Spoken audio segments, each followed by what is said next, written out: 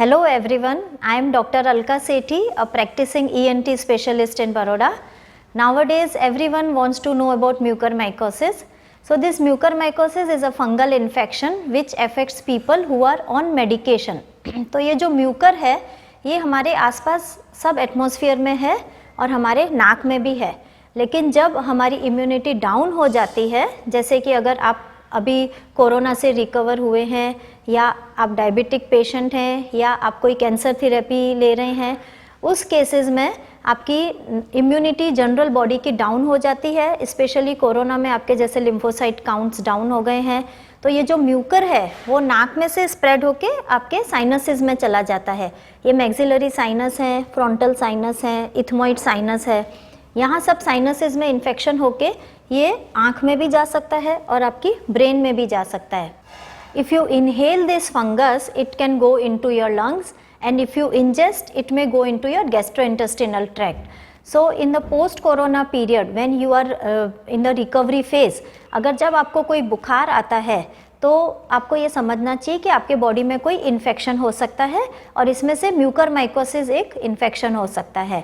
और दूसरा, अगर आपको कोई भी नाक के सिम्टम्स हैं, जैसे आपको नाक स्टफ़ी है, नाक में कोई आपको जुकाम आ रहा है या फेस पे पेन है या हेडेक है, सांस लेने में कोई तकलीफ़ हो रही है, और आँख के कोई सिम्टम्स जैसे आँख में कुछ जलन है, आँख में सूजन आ गई है, आँख में आपको दिखना धुंधला हो रहा है, तो ये सब म्यूकर के सिम्टम्स हो सकते हैं।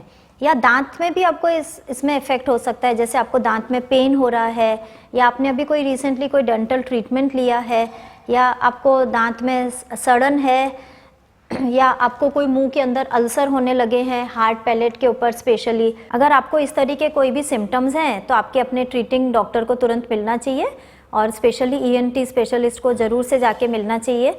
इसमें ईएनटी डॉक्टर आपकी हिस्ट्री लेंगे और नाक में दूरबीन डाल के, जो नेज़ल एंडोस्कोपी कहते हैं, वो हम चेक करते हैं।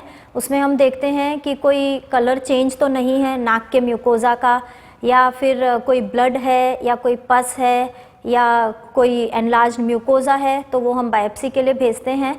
और इसमें बहुत ज़रूरी है आपका एमआरआई होना, जिसमें हम पैरानेज़ल साइनसेस, ऑर्बिट और ब्रेन का एमआरआई करते हैं, या ये प्लेन या कॉन्ट्रास्ट होता है।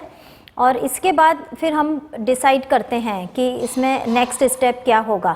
अगर इसमें हमें दिखता है कि कोई फंगल के चांसेस हैं या ये कंफर्म्ड है या हमें डाउट है, तो ऐसे केसेस में फिर हम इसको ऑपरेशन करते हैं, जो मोस्टली एंडोस्कोप के थ्रू हम नाक और जो पैरानेज़ल साइनसेस हैं उनकी अंदर जो म्यूकर स्प्रेड हुआ है उसको हम निकालते हैं।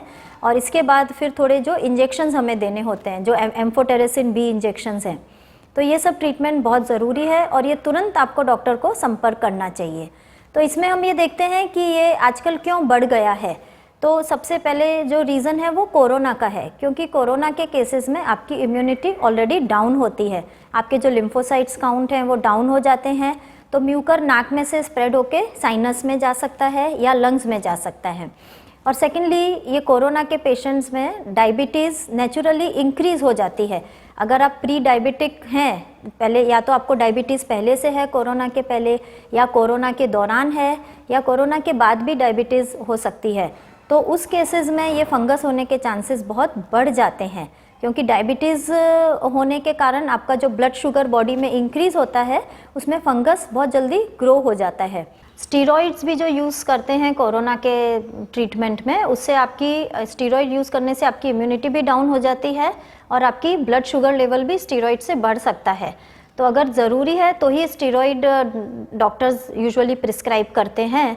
तो स्टीरॉइड का यूज़ या एंटीबायोटिक के यूज़ से भी फंगस ओवर ग्रो होता है। ये म्यूकरमाइकोसिस, ये इम्यूनो कॉम्प्रोमाइज्ड जो पेशेंट्स हैं, जो एचआईवी हैं जिनको, या फिर जो आप अगर कोई कार्सिनोमा का ट्रीटमेंट ले रहे हैं, कोई रेडियोथेरेपी, कीमोथेरेपी, या आप कोई ऑर्गन ट्रांसप्लांट के पेशेंट हैं, तो उसमें डेफिनेटली रिस्क बढ़ जाती है कि आपको म्यूकरमाइकोसिस हो। तो तुरंत ये सवाल आता है कि इसको प्रिवेंट कैसे किया जाए। तो प्रिवेंट करने के लिए सबसे पहले, जैसे ये जो कोरोना के रिकवरी फेज में अगर आप हैं तो आपको, और आप प्लस हाई रिस्क हैं, तो आपको ध्यान रखना चाहिए कि आपका जो एक्सपोजर है वो डेड और डिकेइंग मैटर से कम होना चाहिए, जैसे सॉइल है, कॉम्पोस्ट है या एक्सक्रीटा है। और सेकेंडली अगर आप की ब्लड शुगर हाई है तो वो मॉनिटरिंग आपकी बहुत ज़रूरी है।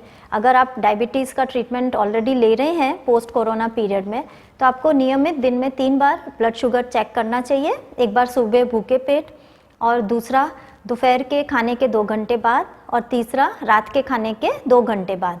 और तुरंत आपको डॉक्टर से डेली बेसिस पे आपका ये ब्लड शुगर मॉनिटरिंग डॉक्टर तक पहुंचना चाहिए, और आपकी जो डायबिटीज़ की दवाइयाँ हैं वो कम या ज़्यादा करनी चाहिए। कोरोना के दौरान जो आपका हॉस्पिटल स्टे होता है, और स्पेशली आईसीयू अगर आपका प्रोलॉन्ग्ड स्टे है, तो उसमें चांसेस थोड़े बढ़ जाते हैं, क्योंकि उसमें आपको नेज़ल ऑक्सीजन दी जाती है, या तो नाक में प्रोंग के थ्रू दी जाती है या फिर बाईपेप मास्क के थ्रू दी जाती है।